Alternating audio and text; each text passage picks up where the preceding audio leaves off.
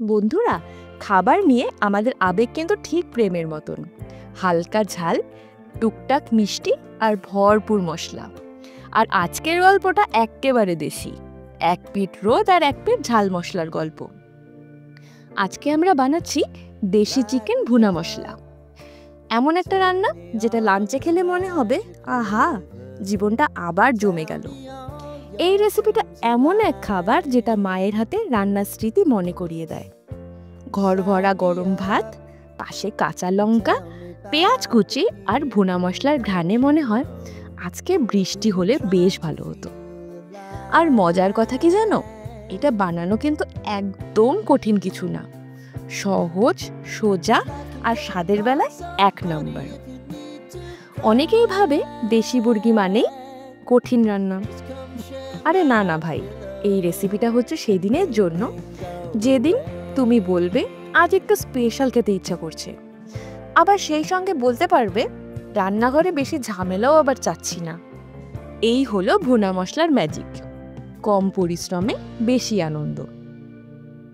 এই রান্নার পেছনে একটা ছোট্ট গল্প আছে। আমার দাদুর গ্রামে একটা উৎসব হতো, নাম 18 ভোজ।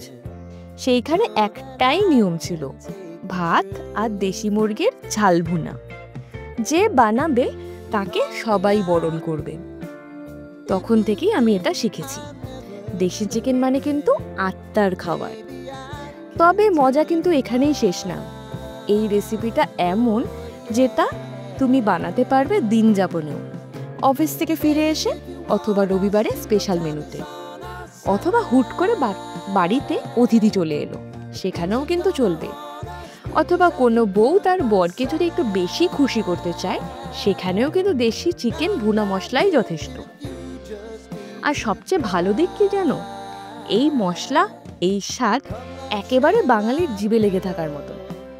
নতুন বাবুর্চি হোক বা পুরনো রান্নার জাদুকর, একবার রান্না করেই দেখো, সবাই বলবে আরও আছে। তাই ভিডিওটা ভালো করে দেখো, উপকরণগুলো মেপে রাখো, আর ঝটপট বানিয়ে ফেলো তোমার নিজের দেশের স্বাদে ভরা লাঞ্চ। মাংসটা হোক দেশি, মশলাটা হোক খাঁটি, আর মনটা থাকুক একেবারে খুশিতে ভরা। ভিডিওটা ভালো লাগলে একটা লাইক করে দিও। আর যদি খিদে পেয়ে যায় তাহলে কমেন্টে লিখে ফেলো আজই রান্না করব। চ্যানেলটা সাবস্ক্রাইব করে রাখো, কারণ এর এমন স্বাদে ভরা গল্প আর রেসিপি রোজ রোজ কিন্তু মেলে না।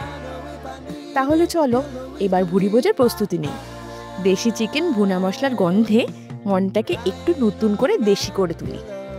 আজ তবে আসি, বাই।